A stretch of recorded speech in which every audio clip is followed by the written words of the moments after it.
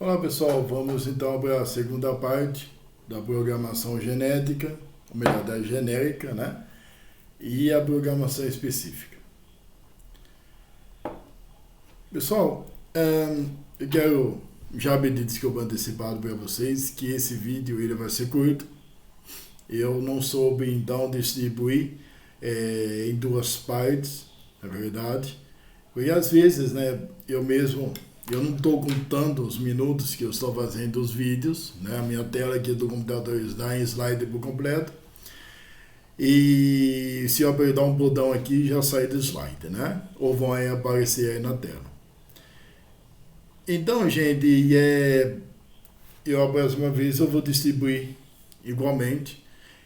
E na verdade, gente, esse é o primeiro estudo de um livro espírita que eu faço.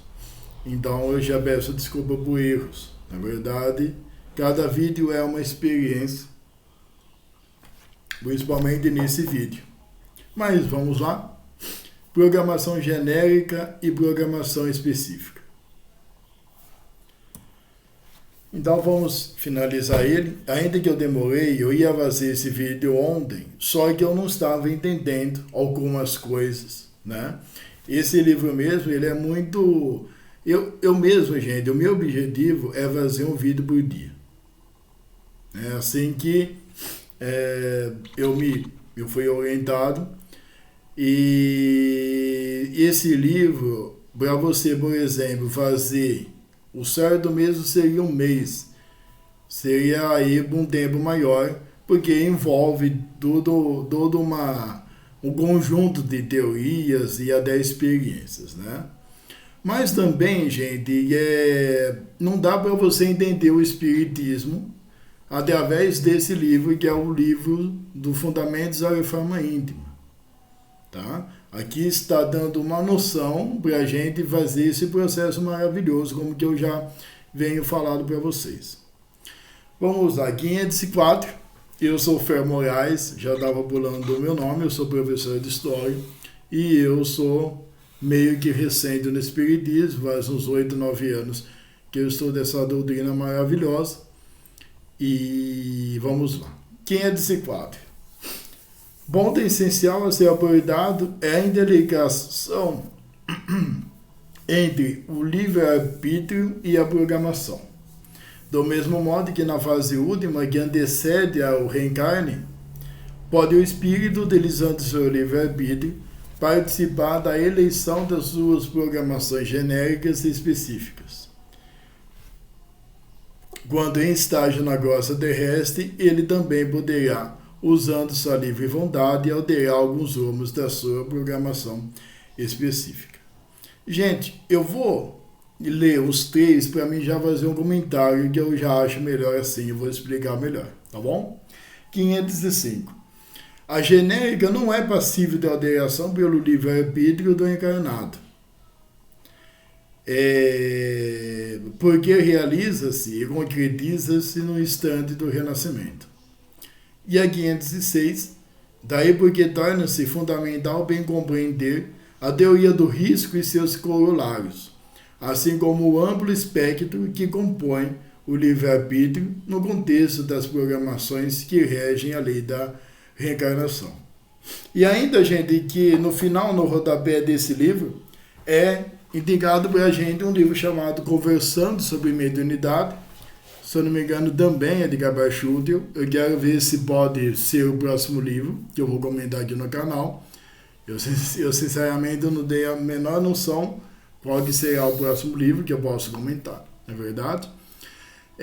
Mas eu vou ler ele um pouco melhor essa semana e depois eu quero ver se eu comento um pouco se esse livro é um instrumento, não tenho dúvida, né? É um instrumento que possa auxiliar você, então, nesse estudo da reforma íntima. Gente, é o seguinte.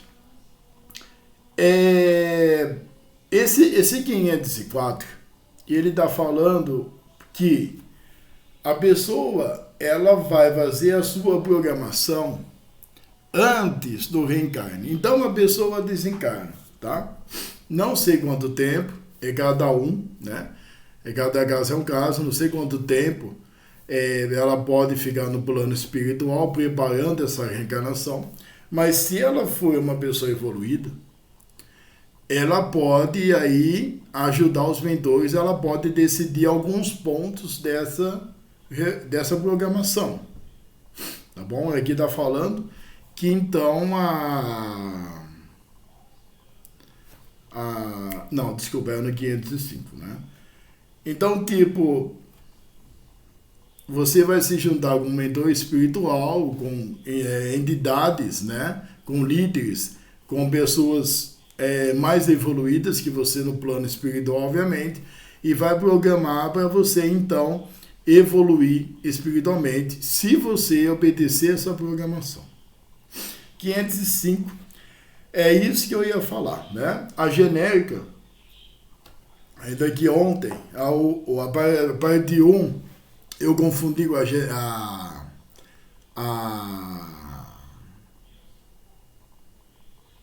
que eu estava falando?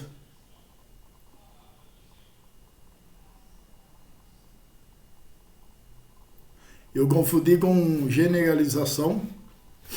A genérica é doenças, né, deficiências mentais, físicas, e depois eu acho que eu corrigi no vídeo ali.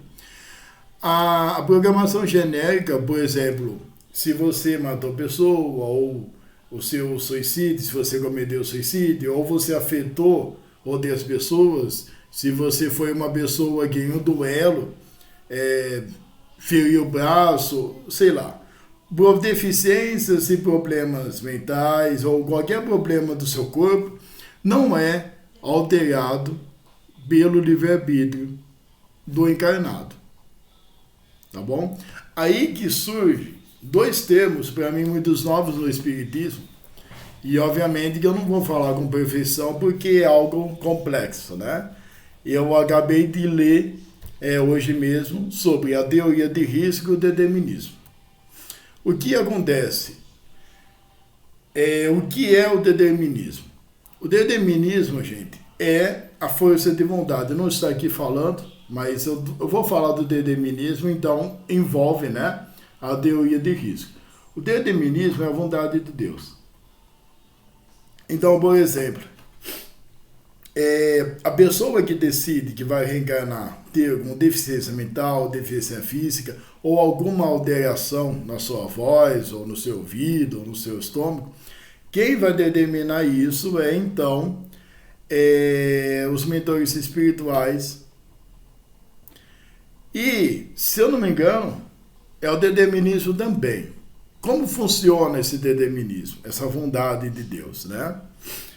Se você é uma pessoa, por exemplo, se você é uma pessoa médica, e nesse caminho de médico, Deus, ele acha melhor você já encontrar com um inimigo nesse caminho, você deixou algum inimigo para trás, então para você reconciliar com esse inimigo, pode acontecer uma epidemia. Eu acho que nesse caso, isso vai trazer essas situações, esses reencontros para a maioria dessas pessoas em vilarejo ou na cidade. Vai acontecer essa epidemia para você tratar desse seu inimigo que foi na vida passada. Então o determinismo, ele vai trazer o espírito, ele vai preparar o corpo físico para então a entrada do espírito na sua reencarnação, e também vai auxiliar nos encontros. Na verdade, gente, o determinismo é algo muito amplo. É um esquema, vamos dizer assim, que ele organiza, ele dá um apoio, ele organiza perfeitamente a espiritualidade. Tá certo? E então nós temos a teoria de risco. A teoria de risco é um estudo no que está ligado o livre-arbítrio e o determinismo. Olha só que complexo, né? Então, esse capítulo a gente pelo menos teve uma noção, né? Como funcionam essas 2 programações. Eu mesmo achava, eu acho que eu falei antes no início do vídeo, que eu achava que a pessoa só fazia a sua programação e boa. Não, não é por aí. porque também tem o determinismo. Eu estava vendo um caso de determinismo, eu não sei se seria aí, eu ia mencionar nome, mas deixa quieto, mas o determinismo, um exemplo muito interessante, é que é o seguinte: se o médium ele usa sua mediunidade para abusar de pessoas, se ele usa sua mediunidade para afetar as pessoas, e a espiritualidade vê que está afetando, está então manchando a doutrina espírita, ou a própria mediunidade ali, essa pessoa, ela pode acontecer o determinismo entre, a vontade de Deus entre, faz essa pessoa ficar doente ou acontece alguma coisa com essa pessoa e ela acaba desencarnando. Então não seria um castigo de Deus, não existe castigo de Deus, tá? Porque Deus é perfeito e ele simplesmente faz tudo isso com uma enorme misericórdia, porque a gente sabe que nós somos cruéis, mas pelo menos nós não sabemos o que a gente fez nas vidas passadas, e ele dá uma oportunidade, ou ele faz algo, então, para que a gente não se agrave mais na nossa vida. Então, gente, é isso. Eu espero que vocês gostaram. Eu acho que o próximo tema é sexualidade. Não, é desvio de vícios, né? Mas você pode perceber, se eu não gravei vídeo, se eu não estou gravando todos os dias, é que o assunto é um pouquinho mais polêmico. Então a gente precisa dar uma estudada e ver o que a gente pode falar aí no canal do Luzes, tá bom? Beijão, um abraço para vocês, muita paz.